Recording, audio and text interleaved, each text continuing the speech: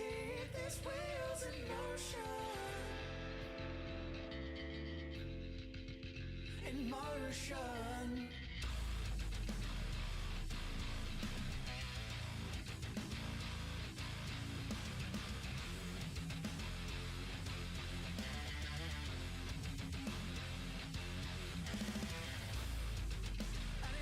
You thought I did not know.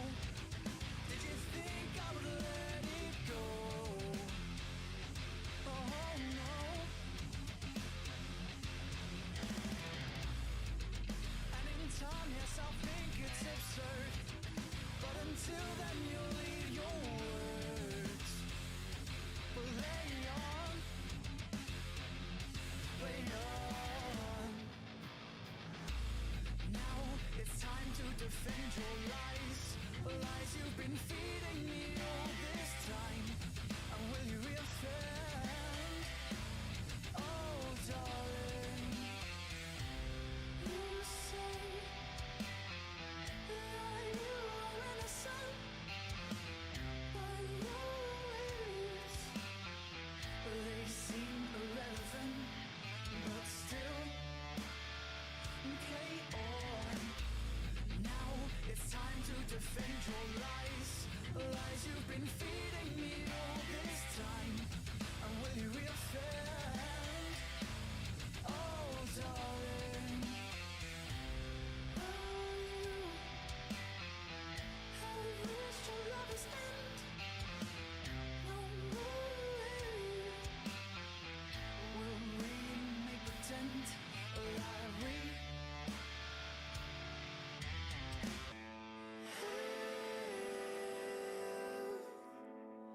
something to fight for. Oh.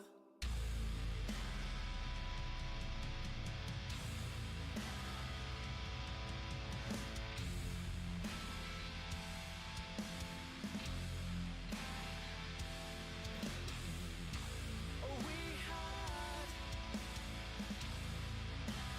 nothing to fight for.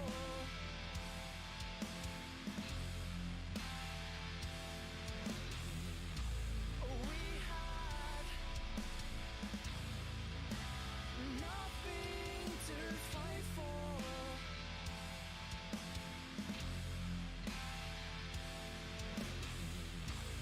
We had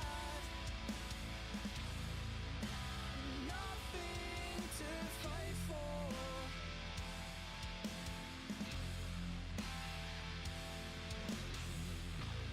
We had nothing to fight for.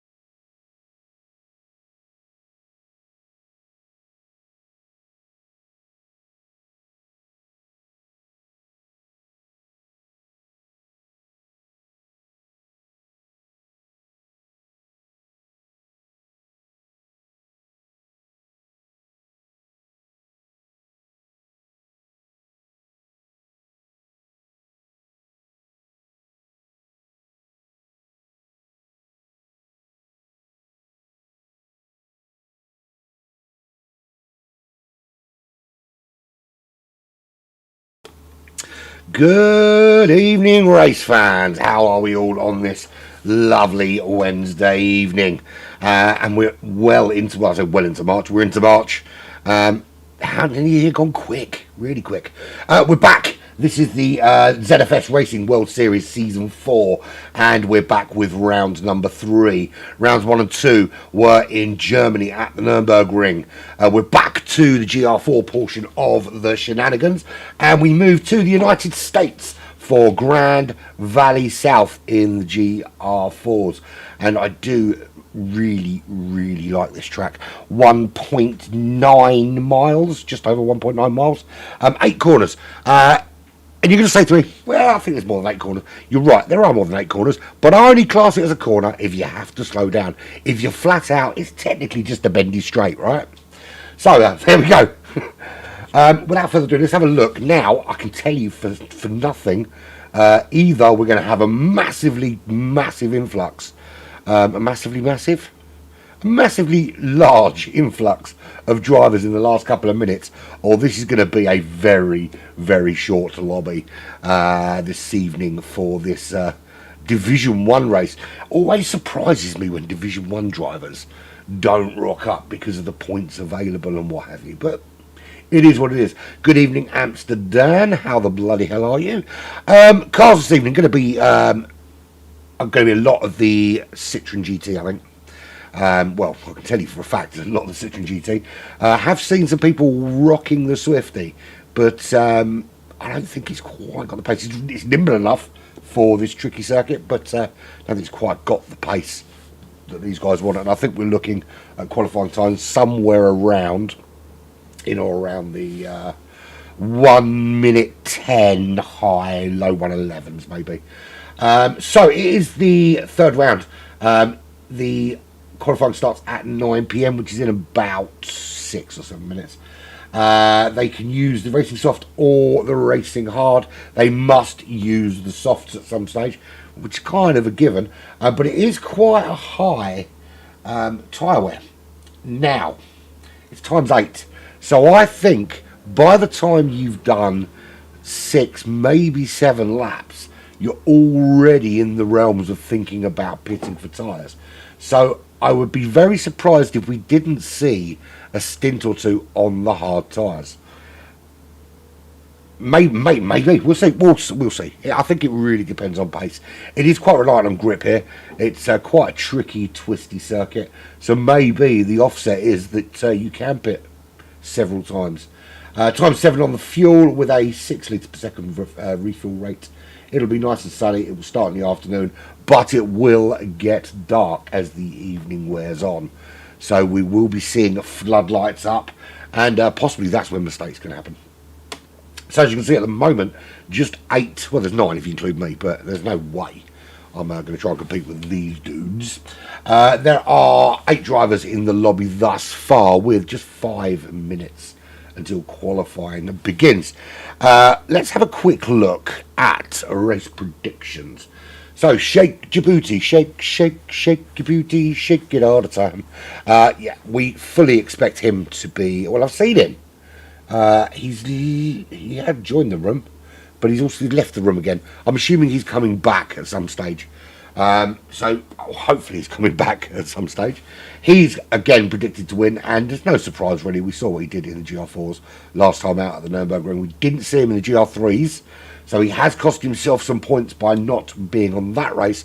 But of course there are drop rounds, so who knows. Amsterdam again predicted second, with JJ predicted third. Shark, who I've been watching him practice, and he's looking pretty shifty around here. He's predicted fourth, but I think he might be a potential surprise package. Tiger for fifth, Gudar, Vulps, Rabid eighth, Mystic Stino, ninth, and rounded out top 10 with Edinburgh Lad. Vescu down in 13th. Well, I think he's a better driver than that, you know. We will see. We will see what we will see. Right, teams wise, that's how the teams are predicted.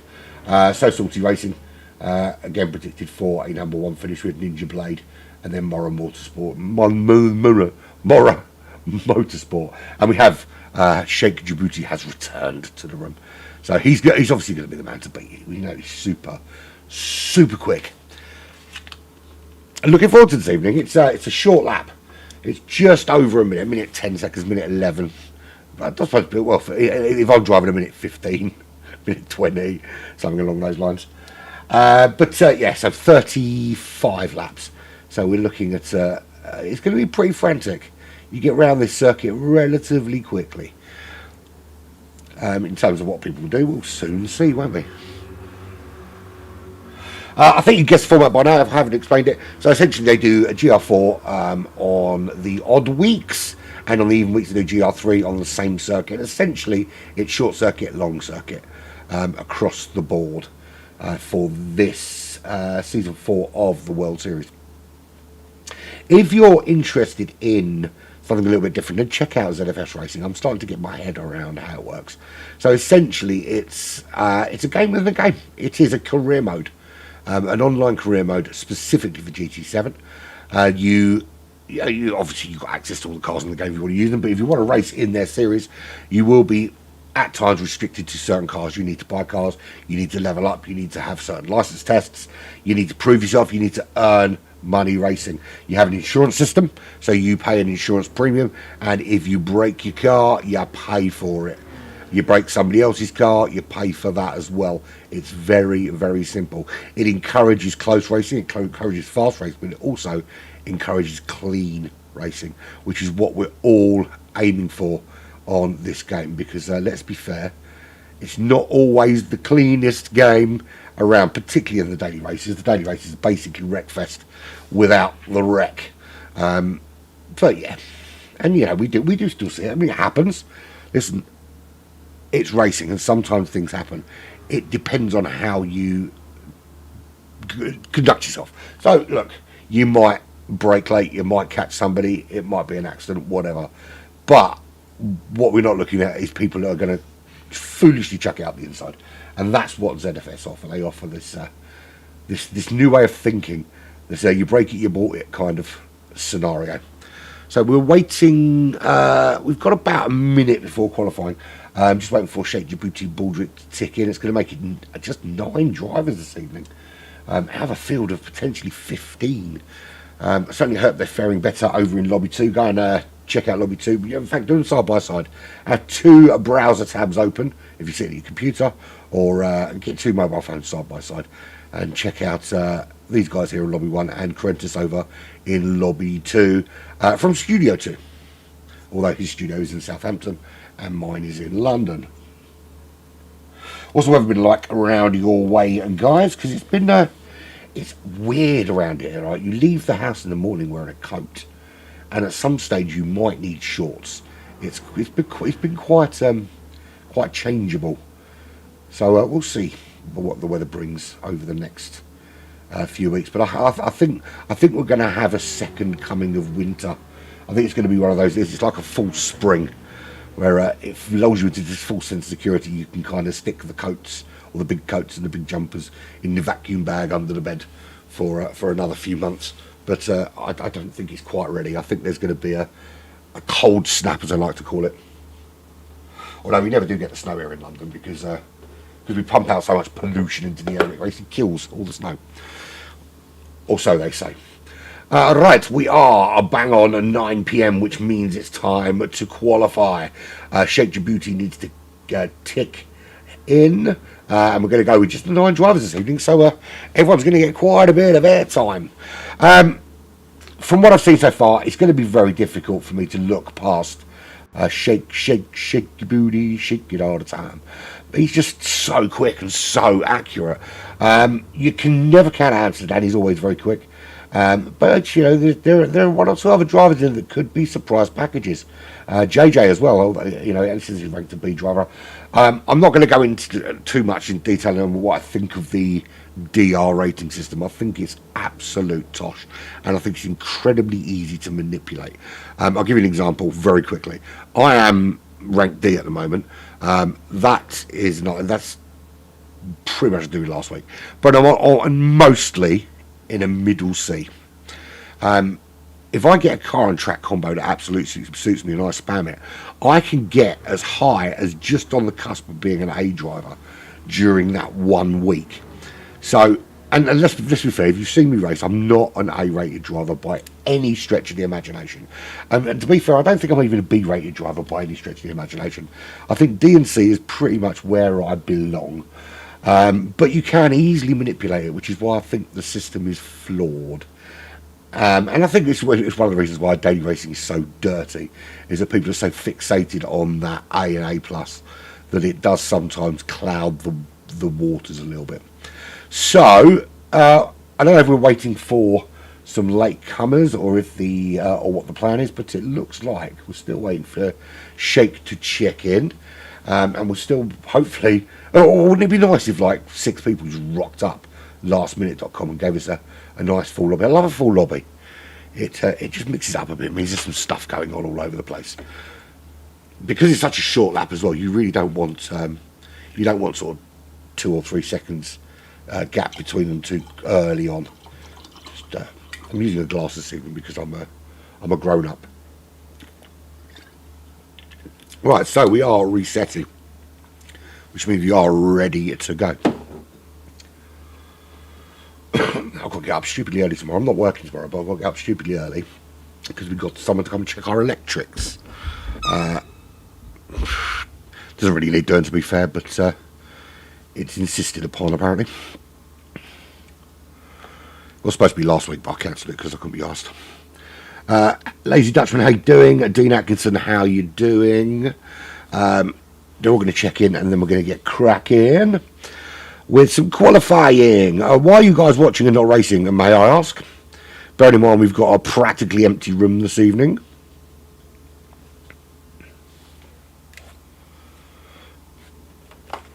You should be in your cars and driving fast. That's what I say.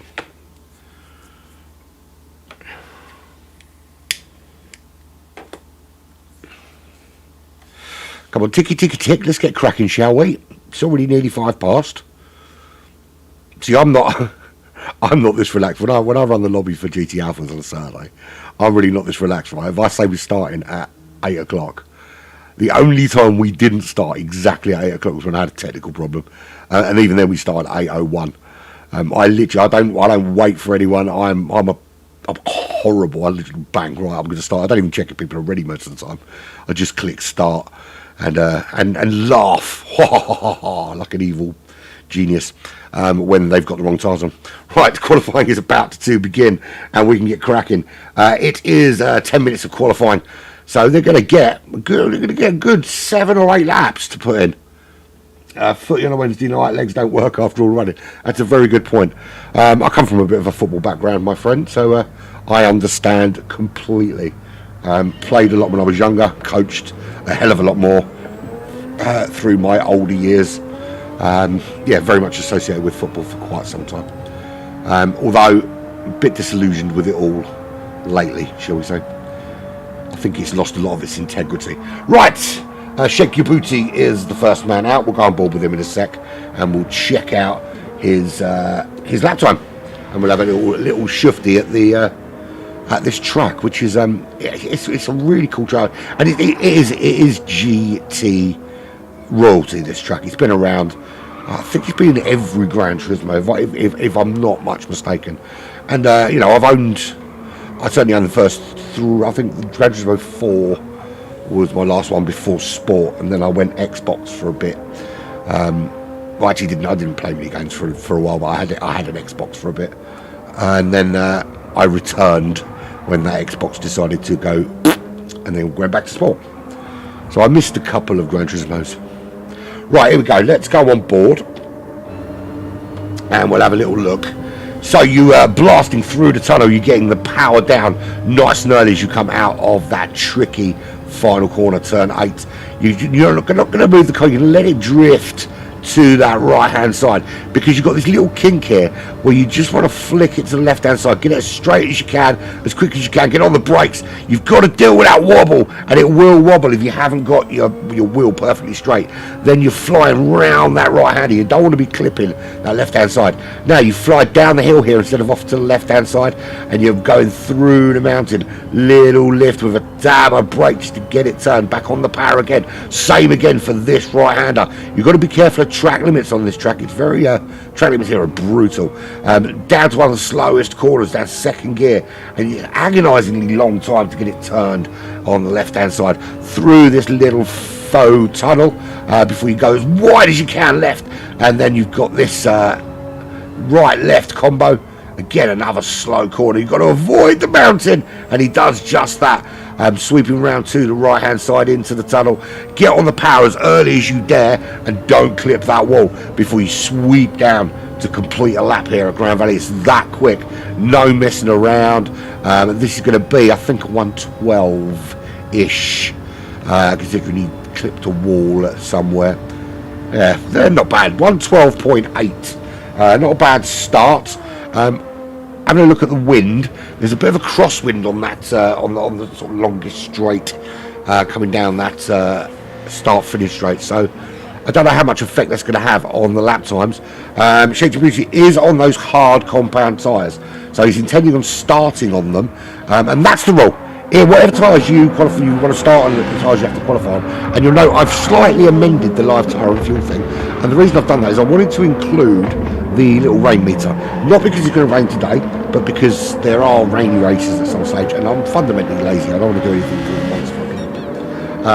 And I'm acutely aware that the live timing is not working. You don't have to tell me. I know I've had a couple of issues with it resetting itself for some unbeknownst reason. I will try and fix it between now and the race, but also going on. I fixed it. There we go. That didn't take long, did it? Right, so how are we looking? Who's what and what's who? Amsterdam, he has gone for the soft tyres. He's going to start on those soft, and you can see he's only done 2 hot laps and an out lap, and already those tyres looking pretty ropey. So I think, as I said, lap 7, lap 8, they're not going to last very long, these softs. So there is going to be, I think every driver is going to at some stage run a long stint on hard compound tyres, although the fuel burning pretty quickly as well. So Vescu me, currently second fastest with also using those racing softs, and that's 11.5 for Amsterdam and 8 for tenths. Look at the Vescu. Jack's also on the softs. He's coming back out again, so he's replacing time. We have a little smasher Rooney. 112.2, his quickest lap thus far. JJ also first highest runner on the hards, should we say. And I'll tell you what, 112.5 on the hard compound tyres is not too shabby in this Citroen GT, which is an odd looking car, let's be fair, compared to every other GT car. It's an odd looking thing, but pretty darn awesome. Shark, I did see him doing some runs in the Taylor Swift Swifty, which pleased my daughters no end. They are called Swifties, isn't they, right? The idiots that think she's talented. No, I can't speak out of this house, I would get murdered. So Shark, on the hard compound tyres, puts himself on the second row. That's a 112.7 for him. JJ down in 5th position. Evil Cat in that Jaguar, 112.6, also on the hard compounds. Hards for Sheikh Djibouti, as we know. He is yet to set a top 5 time. Now, he's predicted to win this race. We'll see what we will see. Look, it's a long race. 35 laps is a long race, even on a 1 minute lap. So plenty can happen. A lot of tyre wear, a lot of fuel wear, so it's going to come into play. Edinburgh lad, he's also gone for the hard compound tyre, but 13.1 for him, also in that GT. Love that livery though, that is awesome. And Baldrick, and I'm going to make the same joke again, coming up with a cunning plan in the Aston Martin. His cunning plan was to go 114.0, and he rounds out those 9 drivers this evening. So Dan popping into the pits for some fresh rubber after putting in a 111.3. So he's setting the stall for everybody. Now, we know that the drivers on the soft compound tyres are going to disappear off up the road very quickly when the race starts. That goes without saying. But the problem they're going to have, and it's going to be an issue for them, is they're going to have to pit so much earlier than the hard compound runners. Let's have a look at someone that's running the hards. So we look, for instance, at Shark there. Shark is on lap 6, and there's very little wear to speak of. So easily, you could be looking at 20 odd laps on these hard compound tyres. Now, if you're only dropping less than a second, it's absolutely worth doing a long stint on the hards. And I'm wondering if starting on the hards is actually the best strategy here. And the reason I'm wondering that is because if you can make a nice big gap on the softs, you're going to lose out initially when you come onto a set of hard tyres, for instance. But those guys they have to run the softs at some stage. So they're going to come in, only be able to do 7 or 8 laps, and they're going to have to come in again. And by that stage, you're going to be able to continue going on the top. We'll see. Look, we'll see. I'm not a strategic expert, but I've got a feeling that I think starting on the soft is actually a slightly better approach. Of course, it counts for nothing if you don't make it count and get a big gap from the outset. Right, let's have a look at some liveries, shall we? Has Jax gone for anything special? No, Jax has gone for a red car with Corvette red on it. You know what I love about that is the fact that he just couldn't be bothered. Amsterdam, he's gone for I love this white so salty stuff. It's very cool. Looking really awesome with a 420 in his car. Everyone knows what that means. Vescu, Dead Puppy Racing. Quite busy, but pretty. It's the only problem with Grand Valley. It's so narrow. You can't like the colour scheme, mate. Like the colour scheme. Shark, of course, is brilliant because it's got black racing team on it. Edinburgh lad. Similar colour scheme actually to Vescu's if you look. The blue's slightly different, but that's really awesome. I love that. It's very futuristic. on a very futuristic looking car. So there we go. Sheikh Debutier. He's gone for the Castrol Tom's livery on that Supra. It's slightly different. Normally you'd see the car in white and not black, but it's still pretty dark. I don't know, why is it parked up there? It's a very strange place to be parked, particularly with no cars. I think he's trying to give himself a bit of room, isn't he? He's got significant damage to the front and rear of the car. I'm wondering though, is it going to cause a problem for some of the hot lappers coming through pretty shortly? He should probably get that car out of the way. JJ also in that Citroen. Again, this blue is a very popular colour today. Evil Cat in the Jaguar. He has gone literally with the car as it comes. Nothing added to it apart from a race number. His official race number anyway. And Baldrick, he's gone for the track racer Fantastic Aston Martin. Right, what's going on with Sheikh Djibouti? Is he still parked up there? He is still parked up there. What is occurring? What's gone wrong? Who knows?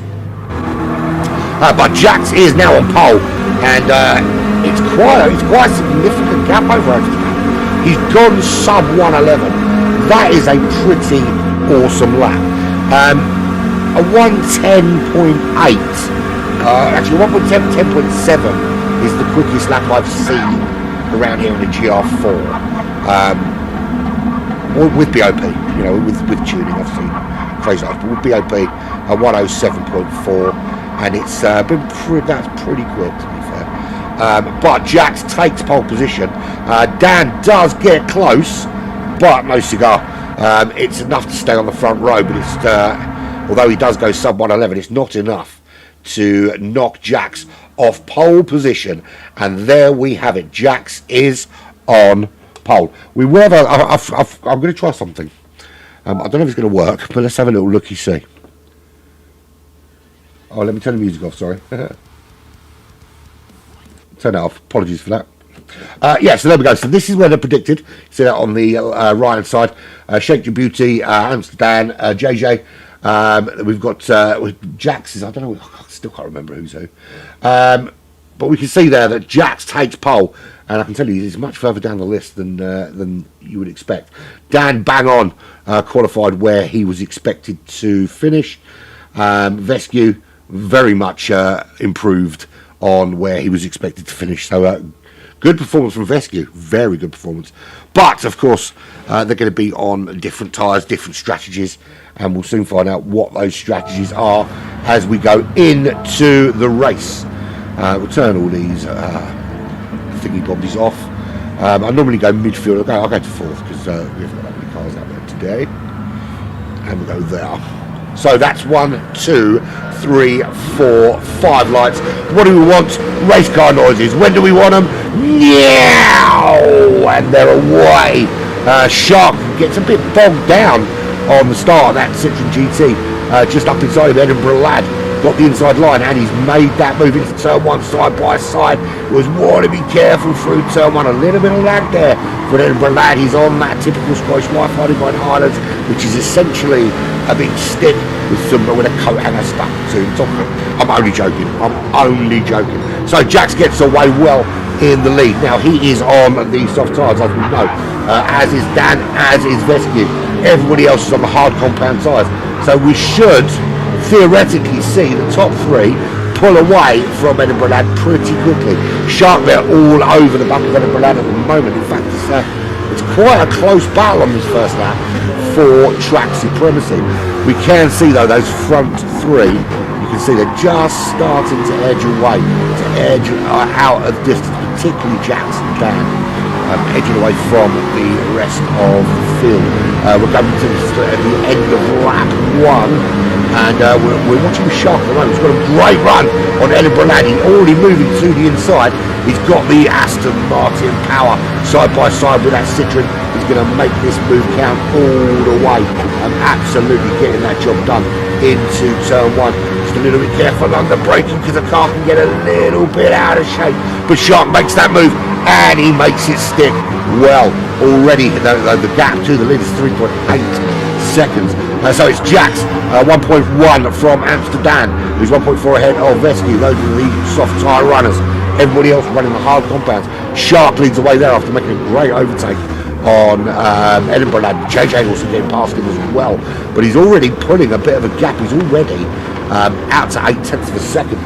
JJ got through past Edinburgh Lad. They're both in that Citroen GT, so it is all about a driver power. They're on the same tyres, same fuel, same everything, so it's about how the driver responds to this car.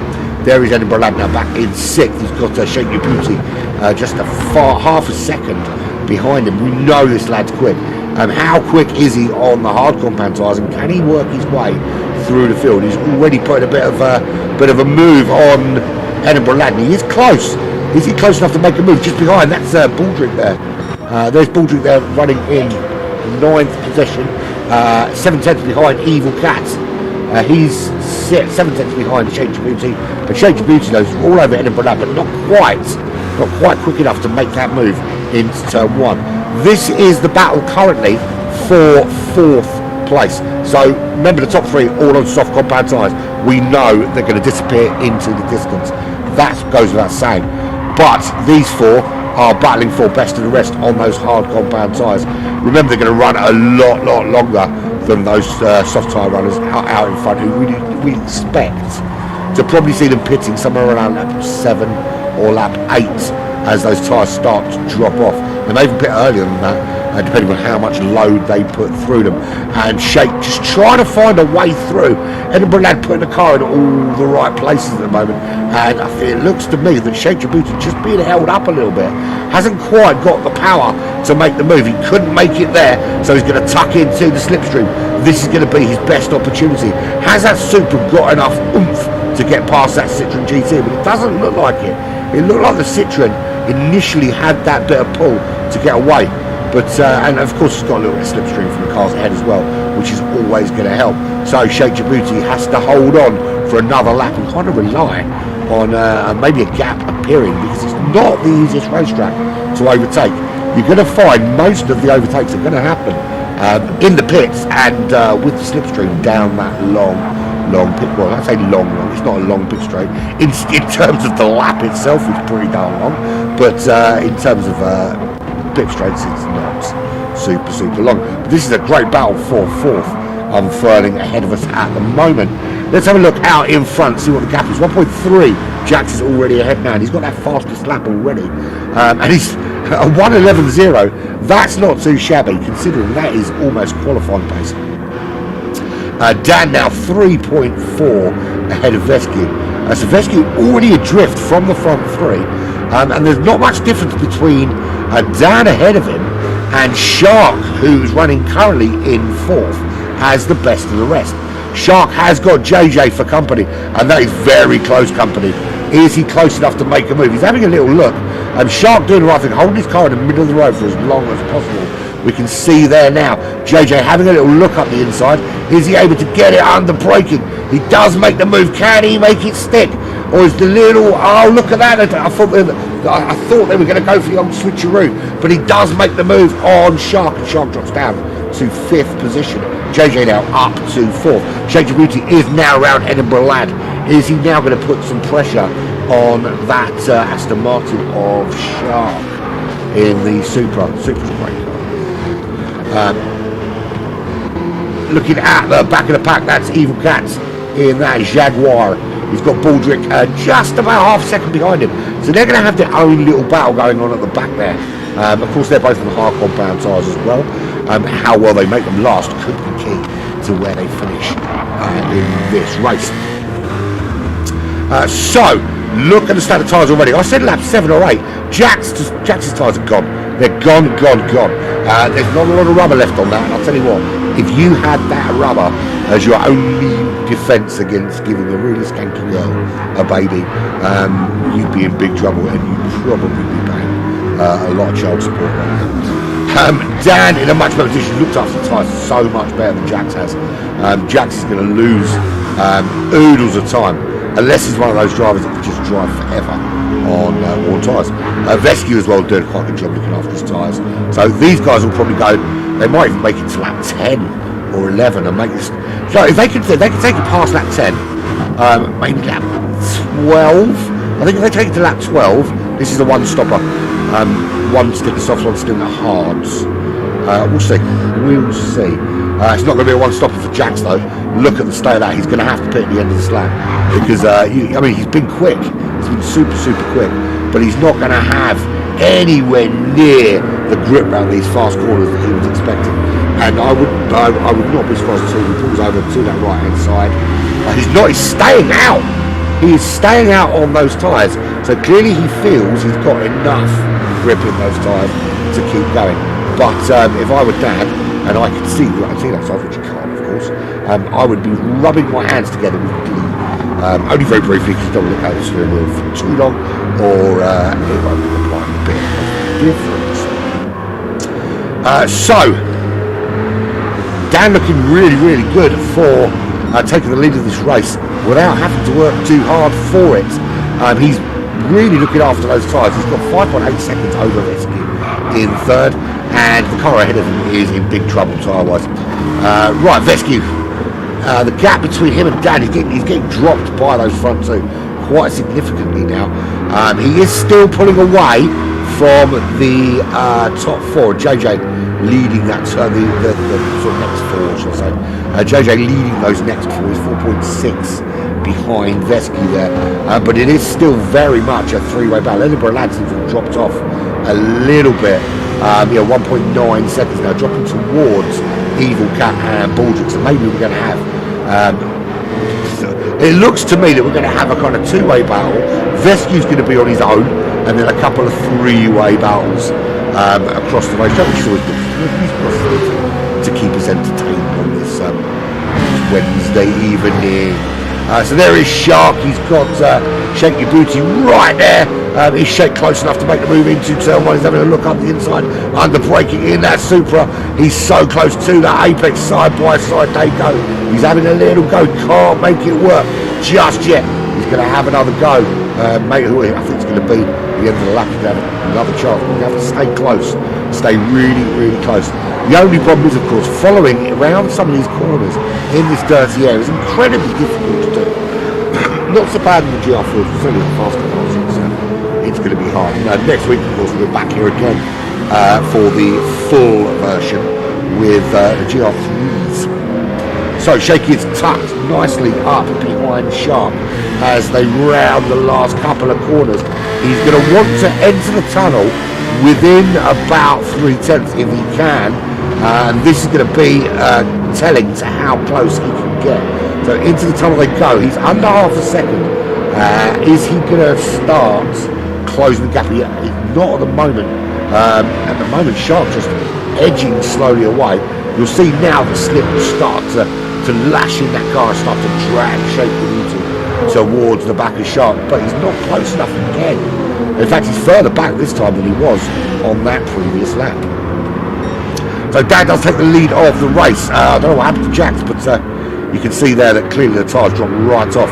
So staying out has harmed him. Probably worse. It probably would have been better off going in on lap 7 just to change that tyre, because now he's in a position where he's got no grip. Dan's already getting ahead of him, and Dan's going to start to pull away now. There's not a lot he's going to be able to do. He's going to put himself very much in danger of being caught by Vesky, whose tyres now are starting to look a bit ropey. So Dan is going to make it. Is he going to make it to lap 10? Very surprised at how quickly. It seems that these tyres get to the kind of halfway point and then really start to drop off a cliff. Is Dan coming in? No, Dan's staying out. Jax is also staying out. I've got to say, it's brave. It's absolute bravery. I would not dare to drive the tyres that look like that. Look, his times aren't too shabby. He was a 112.8 on that last lap, which isn't too shabby if you consider that that's similar to the pace that Vesky's doing on tyres that aren't quite there yet. JJ is doing a 112.7 on the hard tyres from the last lap. So when you put that into context, Jax is suffering.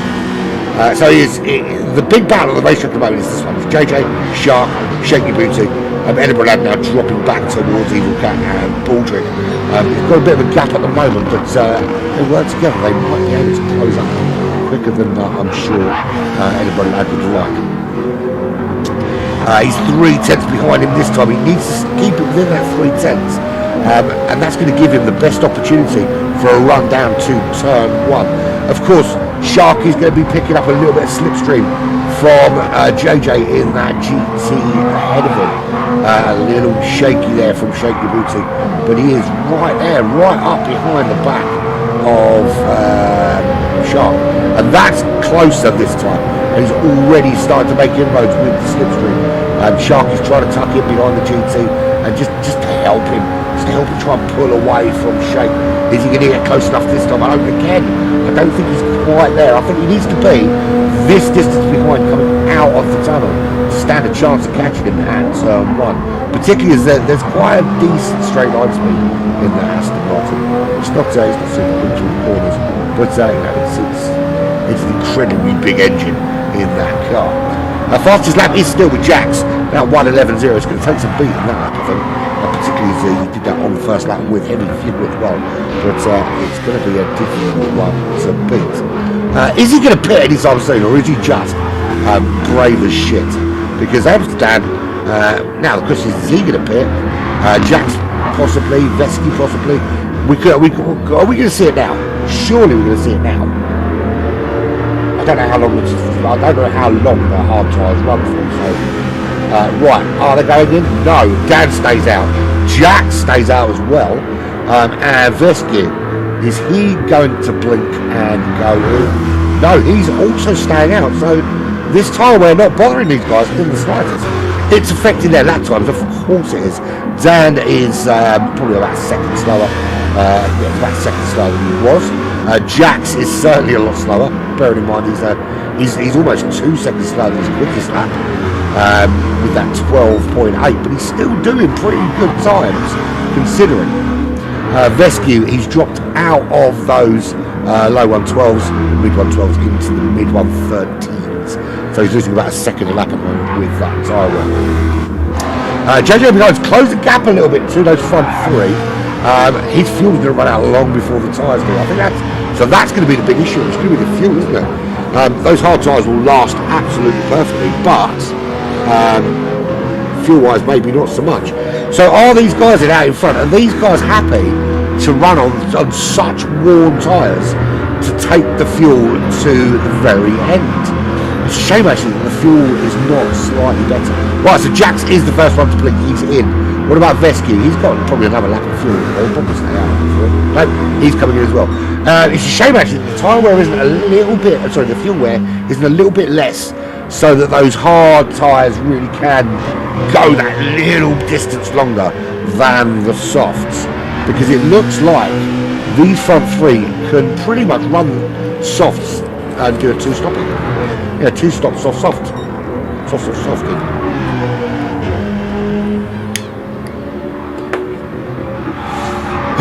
I really should take the time to run something. The problem is, right, is if I run the race myself with the strategy, I just don't have the time. I really don't. I do a bit on a Monday night with Black Friday, but I don't really get to race much as I like. Right, so in the pits, Jax, Vescu, JJ also in. He's staying on the hard compound tyres. So clearly, I think the thing here is going to be that the tyre wear for these guys on the soft just isn't good enough. So they're using the hard compound tyres because they know they can keep grip for longer, and not necessarily as quick, but they have grip for longer, which matters, absolutely matters. So JJ coming out in plumb last, but Baldrick, Evil Cats, Edinburgh Lads, shake your booty, shake it all the time, and Shark all still need to pit. They are going for another lap, so lap 13 and 14 they'll be on now. So yes, it's going to be a 2-stop, isn't it? So Dan is into the pits, and that puts Shark into the lead of this race. And then Shake Your Booty, and it looked like he was going to make that move. It's a great shot there. It looked like he was going to make that move into turn 1, but again, tucked in behind. How much time is Shake losing behind Shark? Has he got a bit more pace? Because it certainly looks like he's a bit quicker, but he just can't seem to find a way around that Aston Martin at the moment. And of course we're going to be running for sharks. He's got black flag on his car. So he's always going to be my number one. He's my number one fan. I can tell because he's right to me under it. He doesn't really, I'm joking, of course he doesn't. Socks. So I'm getting a sore throat. It's been a bug going around my house for a couple of weeks now. I thought I'd avoided it. And then I thought I got it and then I was alright. So right, so Shake is in. He was tired of trying to get around Shark. Shark could shake him off. Right, so Shake's in. Edinburgh Lad, Evil Cat, Baldrick in. So everybody bar Shark has pitted. How far is 15 laps the limit for fuel? And I'll tell you what, he's managed to get to 15 laps. Bearing in mind that everybody else had to put, that's pretty darn good, right? In terms of how much fuel people puts on, not everybody's filled to the brim. You can see there Dan has shorted the fuel a little bit. And that's going to be a strategy call, absolutely. So it looks to me that it's going to be everyone that ran the hards staying on the hards, everybody that ran the softs staying on the softs. But the softs are mandatory, aren't they? So it's going to be another long stint for the hard time runners, and they're going to have to run a stint on those softs. But the fact that they're running the hards first and longer is testament to the fact that the softs aren't going to last long for these guys.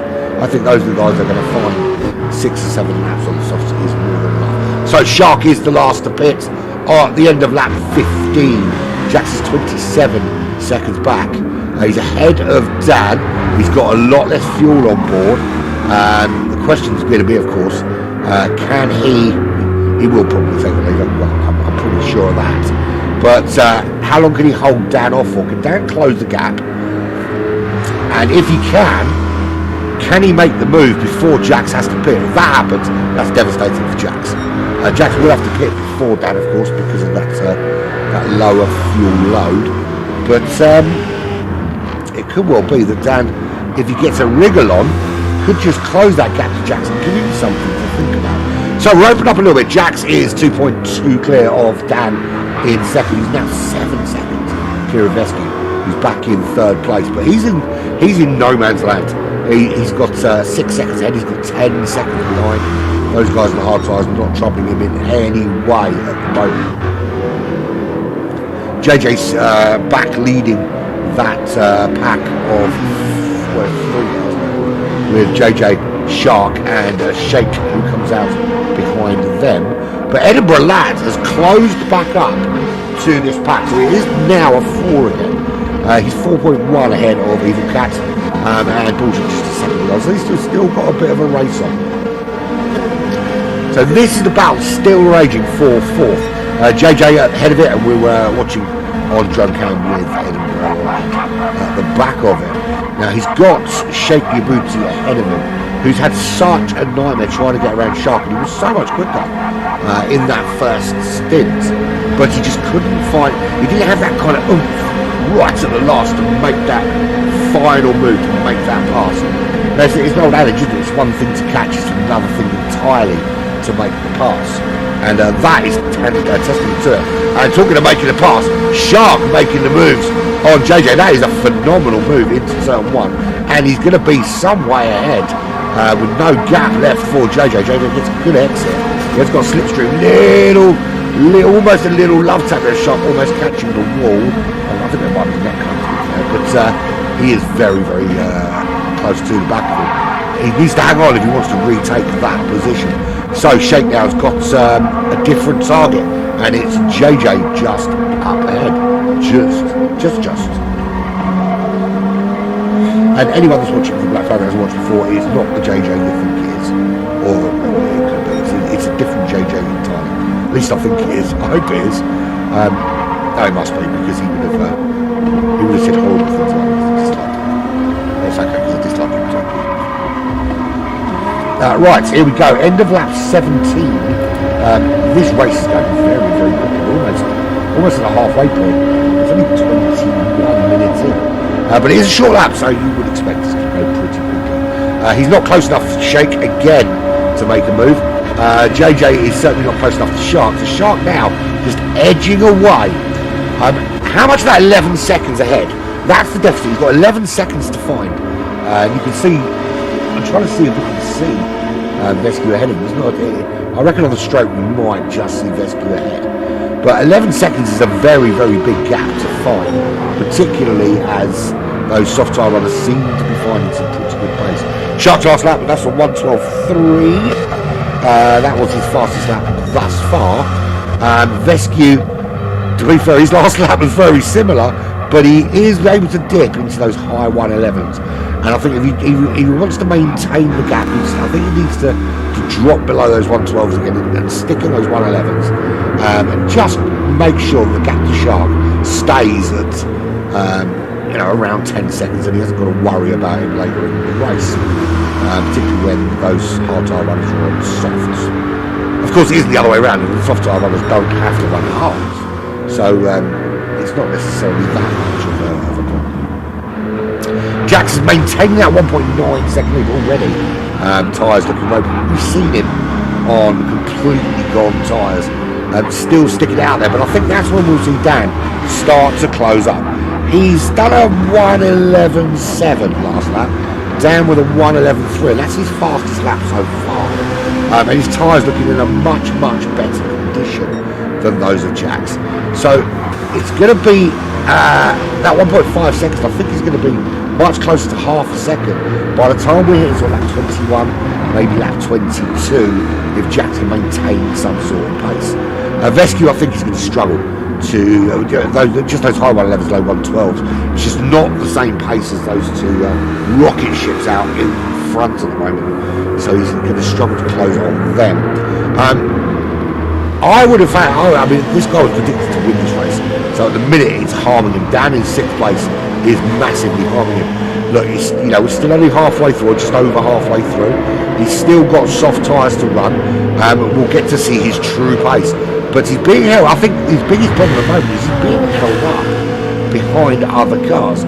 And it's got to the stage now where Edinburgh Lad is able just to get right up behind him. He's not really able to make a move, but he's sandwiched between those two Citroen GTs. And those Citroen GTs just seem to have that little bit more oomph out of the corners down the Supra, which seems to be enough to, as it clips towards like that, seems to be enough just to keep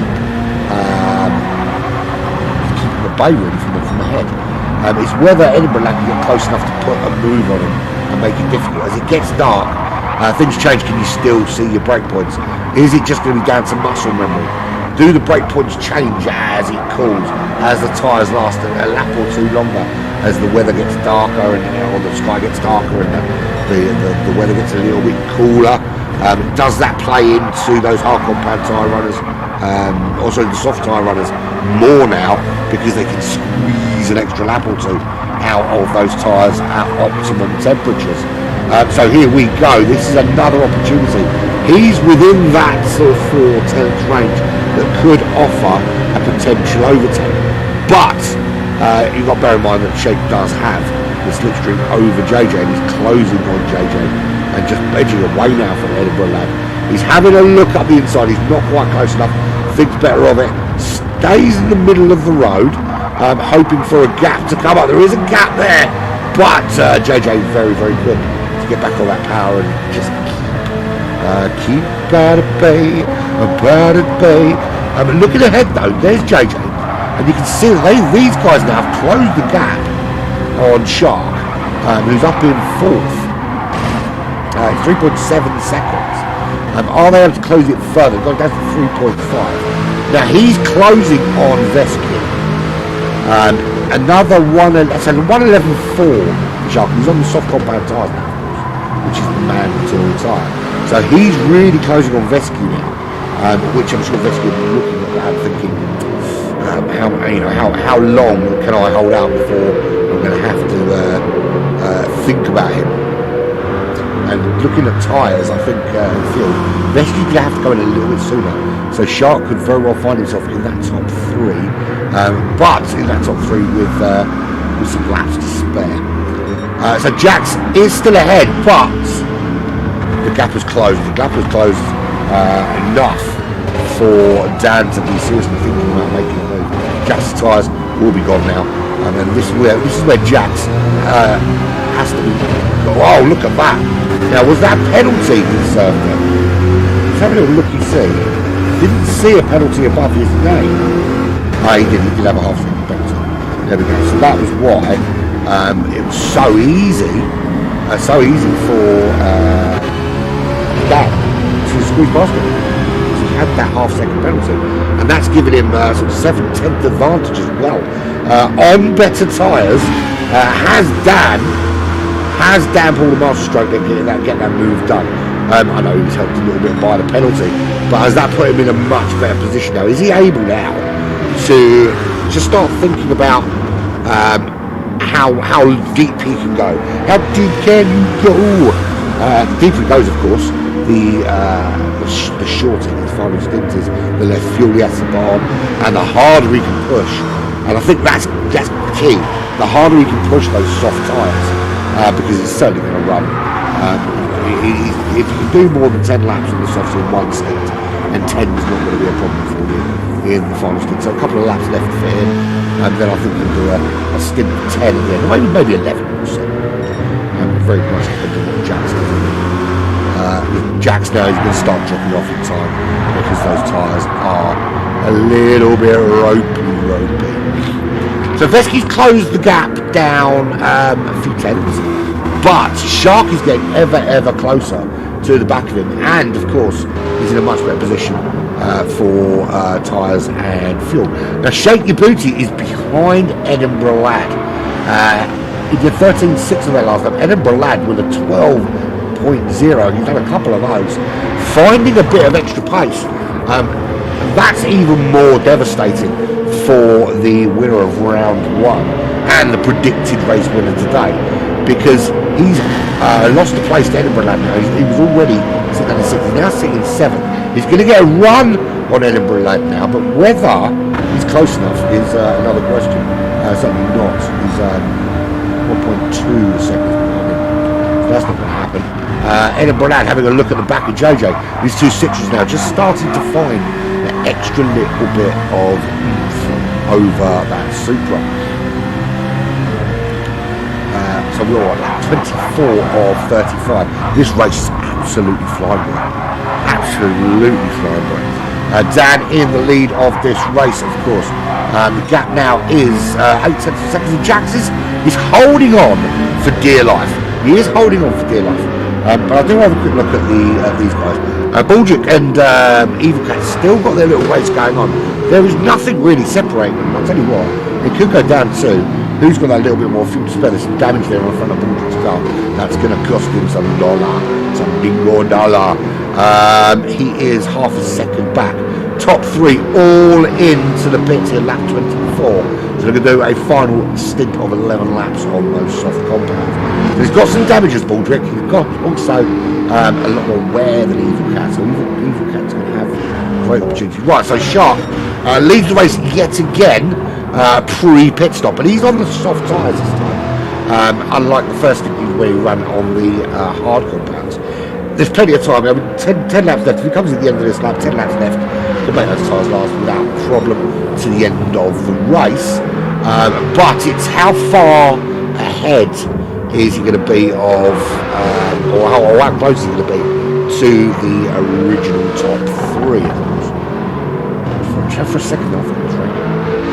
Really should have been on last result. JJ running in second. He's still got Edinburgh Lad for company. Where is Shake's in the pits? Jake coming out. That's his final stop. He's now on the soft compound tyres, so we get to see what his pace is really like, and whether he can salvage something from this race. Bear in mind your position, for your finished position to your predicted position is paramount. The further away you are from it, behind theirs, the less money you earn. It's quite that simple. You need to finish predicted or better for the big bucks. Top 3 yet again are in. That will make Evil Cat and Baldrick the race leaders. Evil Cat is through, Baldrick is through, but he's got half second penalty, so we'll start seeing him drop significantly off those guys now. 2.1 seconds already behind Evil Cats. Dan through. Dan is ahead of Jax by 2 seconds, and it's the run to the line. Fuel identical, tyres identical. We know that Jax will burn through his tyres a little bit quicker. So this is shaping up to be pretty much other than Dan over Jax and a couple of moves in the midfield, pretty much how they lined up at the start. So Vesky is now 11 and a half. He's over-fueled a tad. Is that so he can push? Potentially. 11.6 behind Jax. With Shark only 1.3 behind him, and Shark is on softs. He's really closed that gap. Is Shark going to muscle his way into that top 3? He's been... I'm not going to say he's under-fueled, because I think the fuel is about right. But he's not going to be able to push as hard. Vesky's got that little bit more fuel. Yes, he makes the car heavier, but it also means he can rev the arse out of it when he needs to. So Shark has got a target, and he can see his target right there ahead of him. His target there is Vesky with 1.4 seconds. He has 9 laps remaining to hit that target and get past it. Behind him, Edinburgh Lad running in 7th position. He's still ahead of Shake. So there's still that battle going on for 7th between Edinburgh Lad and Shake it all the time. JJ is a plumb last at the moment, but of course we know that Evil Cat and Baldrick still have to pit, and Dan's already passed Baldrick, who's still got to go in, and he's 3.5 behind Evil Cat. We know Evil Cat's going to pit, or is he? No, he won't. He'll have to fuel-wise. Look at the tyres, he probably could make it, but fuel, he's going to have to get a little splash of fuel and put on some soft tyres. Does that give him the opportunity? Let's have a look at where these guys are. 24 seconds, and that's a penalty there for Sheikh Djibouti. He was looking at making a move, but he served a penalty on that next lap, which is going to cost him. So if he's going to get around Edinburgh Lad, it's got to be now, and he's got to try and lose that half a second penalty on the racetrack by putting a gap over Edinburgh Lad, if he can get past him, of course. He's not getting the same pace through that final corner as that Citroen GT. Right, Baldrick pulls the trigger, he's in. Evil Cat now, so we're looking at, if we look at Shake Djibouti, 24 seconds, JJ is 28 seconds behind Evil Cat. He hasn't got to put a shit ton of fuel in. I think it could be closer than you think. So Dan is closing that gap by 1.5 seconds.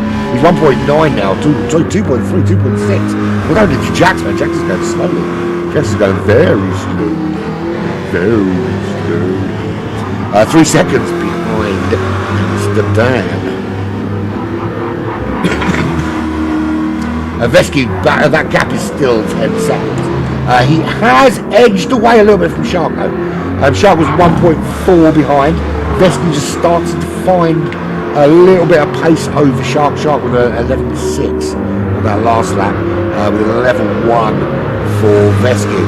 That was actually his fastest lap of the race. So he's clearly held something in reserve, because he's only just outside that fastest lap time with Jax. That 11.0. Is there still, these guys now with the low fuel, with fresh tyres, is there a potential sub 111 in the race? We certainly saw it in qualifying. Are we going to see it in the race? Be interesting to see if they can do it. I think he's going to need a bit of slipstream for that. Crosswind not looking wonderful. But Dan now behind Evil to Cat. It's going to be a relatively easy overtake. And to be fair, Evil Cat shouldn't be fighting this. He is in the leading race, but that's not who his race is with. And the more time he spends fighting, of course, the more time he costs himself. And of course, it allows Jax to get very much back involved. And he is getting very much back involved, because Dan held up behind Evil Cat, and it's really allowed Jax to close in. This could be a really spicy finish. So in goes Evil Cat. I think, for me, I think the clever, the smart driver there lets these guys through, rather than get involved in a kind of battle to block them, because he's got every right to do so. He's leading the race, but knowing that he's got to come in and these guys are significantly quicker, it might have been more prudent to let them through, pick up a bit of slipstream maybe for a lap or two if you can, and just give yourself that impetus that gives you to potentially come out higher up the order. But he's back behind JJ again now, and order is restored. So it's Amsterdam, but it's not all plain sailing. He had a 3-second gap almost. Now Jax is having a serious look at Dan. He's looking at him like you look at a cream cake when you're hungry. And he's like, I'm going to have some of this. I'm going to have all of it. So he's getting the run out of the final corner into the tunnel. Is Jax is in that Corvette, which we know is a pretty shifty car and likes to travel fast. And he clearly gets the pace out of it. But he's only going to have a couple of laps left before, in fact, I'd say a lap, before his tyres are just too difficult to push with. So he's looking around the outside. If he makes this move around the outside, he's like a bomber driver. Going for the old switcheroony. Doesn't work, but we did try it.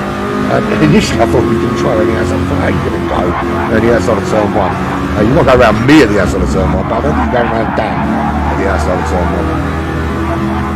1. So Shark is now in that top 3 ahead of Rescue. 1.2 seconds, and he has got sub 111 with a 110.9. He has found that phenomenal pace, so that would have been with a bit of slipstream to help out, but I think top 2 will elude him, but he has made the podium, so strategy galore working for him. Vescu, he's still in the dizzy heights, I think dizzy heights. He's shown incredible pace, so he certainly belongs there. Quick look. Vescu was expected to finish 13th. This is a massive gains for him. Absolutely huge gains in terms of predicted position to be there in 4th place. Edinburgh Lad's got 4 laps to find 5.2 seconds and then get past him, which I think is going to be a difficult task to do, particularly as tyres are wearing out. Shaky Booty, his tyres are gone. This is why you can see why he started on the hard compound tyres. The super absolutely burning through those softs. So big loss for him down in 6th position. Is he going to be under a little bit of pressure from JJ? JJ's still got tyres, feel very similar. He's in that GT, and the GT has proven already that it's got the wherewithal to make the move. He's done a sub 111 himself, that 110.932. So he's clearly got some good pace. Dropped off with someone, but a penalty. Penalty is not going to help. Track limits here are bullshit. I know you haven't got there is a single white line in it. Yes, I know, but sometimes it just looks like it should be white. I mean, it's a street circuit, really. The track limit should be the freaking walls, right? Order restored out the back. Evil Cat and Baldrick 8th and 9th. Let's have a look out front. So Jax is, you can see the tyres have gone now, so Jax has had to drop off. You can't maintain that pace without the grip. And we're all at 33 of 35. If you are just joining us, number 1, where the hell have you been? Number 2, this is the ZFS Racing World Series Season 4. It's round number 3 with Grand Valley South in GR4 cars with the predicted winner was Shake Your Booty. They've done it in 6th. Dan predicted to be 2nd. Is currently in the lead of this race. Vescu predicted to be lasting 13th, running in the dizzy heights of 4th. Not huge numbers this evening. Only 9 runners in this Division 1 lobby this evening, which is a shame, but it is what it is. You can't make every week. Let's be fair, there are other things going on in life, apparently. Right, penultimate lap begins for these front runners. Let's have a look where Shark is in relation to them. He's not going to be close enough to put them under any trouble, but he does have a fastest lap of the race, and that's always good for them. He was at a point or 2. Vescu was in the top 3 for so started on the soft compounds, but Shark just reined him in the second half of this race, closed up that gap, and has now built a 2.8 second gap over him. Edinburgh Lad doing a fabulous job. He's ahead of and ahead of JJ. He started up, I think he started fourth, didn't he? He started fourth or fifth. I can't remember, either fourth or fifth he started. But he has maintained that kind of midfield work. He dropped back for a while. He dropped back and was dropped back towards Evil Cat and Baldrick. But he's found a bit of pace again. He's ahead of the favourite, of course, and of JJ, who for very long kind of led this battle for the best of the rest. But now 1.7 behind Shape, and not a lot of time left to do anything about it. It is the final lap for Amsterdam and Jax, and the gap is 2.3 seconds. It's going to take a freaking miracle for Jax now to do anything about Dan leading this race. Jax, of course, was on pole, but Dan bringing home the big boy pants today.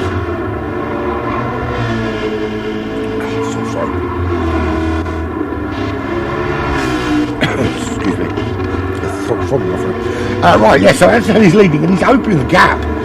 He's not content with going slowly, is he? Maybe he's going for the fastest lap. He's been pretty close. He's been in the low 111s, but about 4 tenths, 2 or 3 tenths off Shark's insanely quick time. But just a couple of corners between Amsterdam and his fingers in the air held aloft in a champion style after a phenomenal race against Jax. But here he goes across the line, and it's Amsterdam with the win here at Grand Valley in the GR4. Convincing as well in the end, almost 3 seconds. Jax home in second. The tyre wear, I think, just letting him down a little bit, but held on well with pretty worn tyres. Shark with a great finish up into third, and Vescu holds on for fourth, just losing that one position. Edinburgh Lad, great finish for him, fifth ahead of Shake Your Booty. JJ coming home in seventh, and then it'll be Evil Cat rounding that final corner in that Jaguar. He did lead the way for a little while, but alas had to pit, and order was restored down there in 8th position. 13 seconds ahead of Baldrick, who needed a cunning plan today, and the cunning plan wasn't to crash his car and run on really shitty tyres at the end of the race, but he did cross that line in 9th position. So there we have it. Just the 9 runners this season, which is a bit of a shame. I like, you guys know I love a full lobby. I don't like short lobbies. It's a bit rubbishy. But to be fair, the racing wasn't awful. There was some good racing out there, some good overtakes. But Amsterdam is the hero of the day, the hero of the hour. Just confirm those classified results. Best lap for Dan was an 11.2. But he won by just over 3 seconds. 11.0 for Jax, who was your pole sitter. 10.9 for Shark in that V8, with a good finish to get himself in that top 3, ahead of Vescu, who dropped down 1 from his qualifying position, but did manage a 1.11.1 in that race. Edinburgh Lad, good solid finish from him, 1.11.6. Fastest lap, Shake Your Booty, 1.11.1 for him. Couldn't get that Supra swinging as I'm sure he would have liked. 5 places lower than his predicted finish. JJ in 7th. He also dipped in those 1.11s. Evil Cat 11.4 in 8th. And he's got his own page. He's that awesome in that V8 Vantage. Baldrick has his own page. 112.1 for him, finishing in 9th position. But it's interesting, you look at the pace in terms of 1 lap pace. It's only half a second separating these guys in terms of 1 lap pace. So it's fine margins that decide these races. But great finish from everyone. Good racing from those that appeared this evening. We'll save the replay for future stuff. Anyway, there we go. There we have it. All done and dusted. Amsterdam takes the big points today. Jax was second, and Shark on the other podium spot. We're back next week. More Grand Valley Highway, but it's big boy Grand Valley Highway next week, and in the GR3 cars. So it'd be interesting to see what sort of pace these guys are chucking out in the GR3s. And it's, of course, it's the Grand Valley Highway 1. The main course it's a tricky circuit. If you think this has got some difficult corners, you wait till next week, because that is technical racing at its very finest. Thank you very much for joining me.